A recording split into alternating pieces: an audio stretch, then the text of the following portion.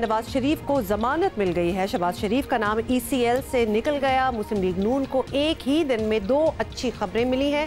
Supreme court ने नवाज शरीफ की तिब्बी बुनियाद पर 6 हफ्तों के लिए जमानत मंजूर कर ली है, लेकिन साबिक वजीर आजम को बैरून मुल्क जाने की इजाजत नहीं होगी। मुस्लिम लीग नून इस फैसले पर इत्मीनान का इजहार कर रही है। उसका करम है अल्लाह ताला का कि उनकी जमानत हुई है, वो घर आएंगे, इलाज का सारा इंतजाम करेंगे। हम अदालत उज़्मा के इस फैसले को हम दिल की गहराई से आपके लिए भी अच्छी खबर है मियां साहब, ECL से आपका नाम निकाल दिया गया। आज 2 अच्छी खबरें आपके लिए। सबसे अच्छी खबर तो मियां नवाज शरीफ है। इस मुल्क का वज़ीर आज़म, उसके 2 दर्जन चमचे जो एक पॉलिटिकल लीडर की अलालत को भी सियासत की नज़र कर रहे थे, उनका झूठ आज पाकिस्तान के अवाम के सामने आ चुका है। ये कमज़र्फ़ी का मुज़ाहरा जो इस हुकूमत ने किया है, इसकी कोई मिसाल नहीं मिलती। दूसरी जानिब लाहौर हाई कोर्ट ने शहबाज शरीफ का नाम ECL से निकालने का हुक्म दे दिया। नवाज शरीफ की जमानत पर वजीर आजम इमरान खान ने रद्द अमल में कहा कि वो नवाज शरीफ को इलाज की तमाम सहूलियात देने की हिदायत पहले ही कर चुके थे, उनकी सेहत के लिए दुआगो हैं। उधर वजीर इत्तलात का कहना है कि शहबाज शरीफ का नाम ECL से निकालने के फैसले को चैलेंज किया जाएगा। पाकिस्तान के लोगों के पैसे वापस करें और फिर देख लेते हैं। प्ली बार्गेन का एक पूरा कानून मौजूद है। आप ये नहीं कर सकते कि हम पैसे भी नहीं देंगे और फिर हमारे पास जो है वो हमें लंदन भी जाना है। शहबाज शरीफ साहब के बारे में खबर मिली है कि हाई कोर्ट ने उनका नाम ECL से हटाने का हुक्म दिया है। हमने फैसला किया है कि हाई कोर्ट के इस फैसले को सुप्रीम कोर्ट में चैलेंज किया जाएगा।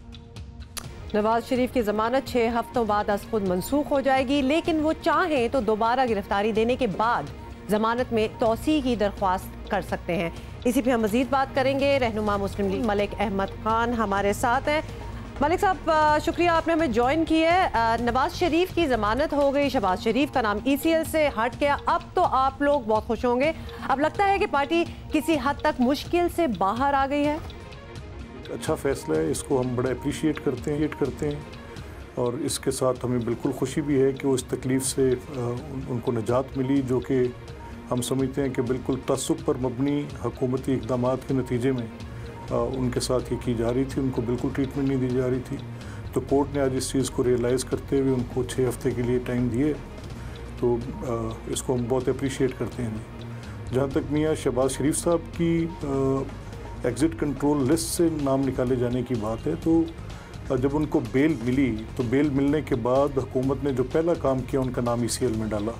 हम समझते हैं हुकूमत का ये फ़ैसला बिल्कुल विदाउट नीड था, कोई ज़रूरत नहीं थी ये करने की। उन्होंने इसको बड़े कलरफुल अंदाज में, क्योंकि हुकूमत ने जब किसी की आज़ादी को सल्ब करना होता है तो उसने जुडिशली उसको देखना होता है कि क्यों डाला जाए।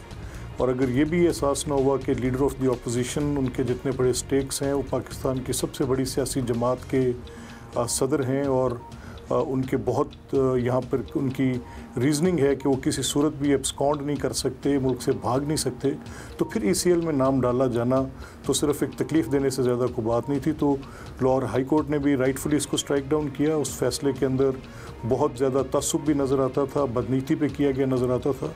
तो इन दोनों जी हम खुश हैं। चलें, आप खुश हैं, मुतमईन नज़र आ रहे हैं। बता दीजिए कि अब नवाज शरीफ साहब तो ज़ाहिर है अपना इलाज कराएंगे, उसी पे कंसंट्रेशन तवज्जो होनी भी चाहिए। शहबाज शरीफ साहब या मरियम नवाज साहिबा सियासी तौर पर कुछ मुतहर्रिक होंगे? इन दोनों में से कोई एक शख्सियत, या ये दोनों काफ़ी दिन से काफ़ी चुप हैं?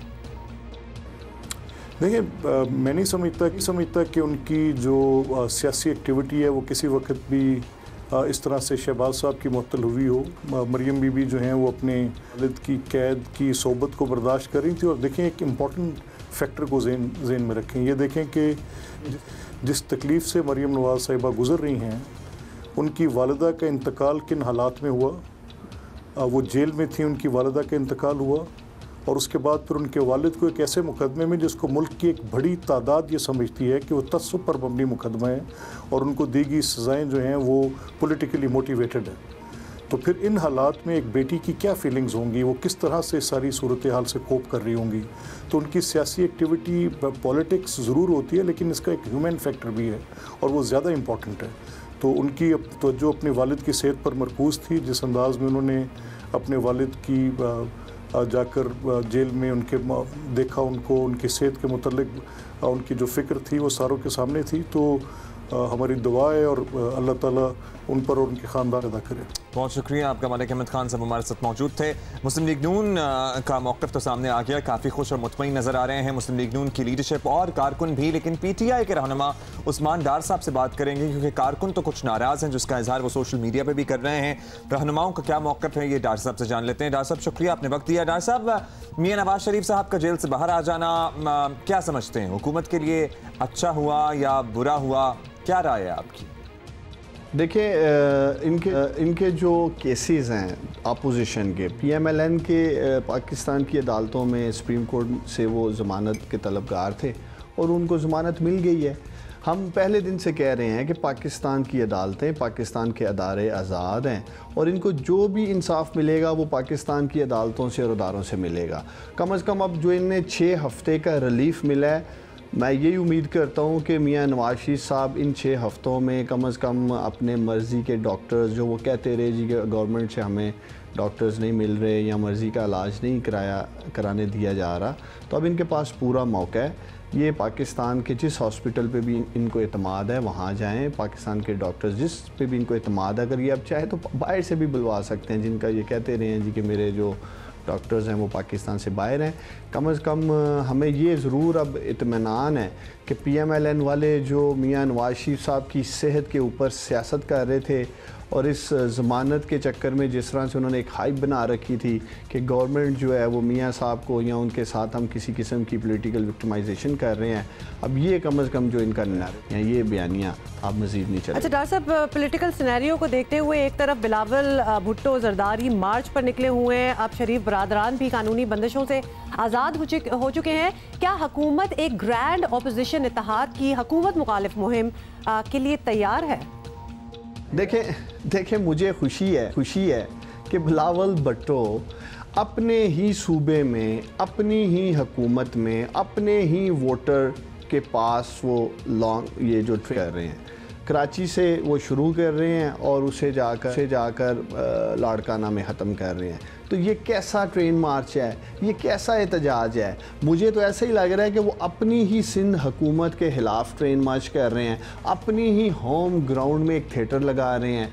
अवामी पॉपुलैरिटी कह लें या अवामी पजीराई के लिए नहीं कर रहे, ये अपने ही घर में शेर बनने की कोशिश कर रहे हैं।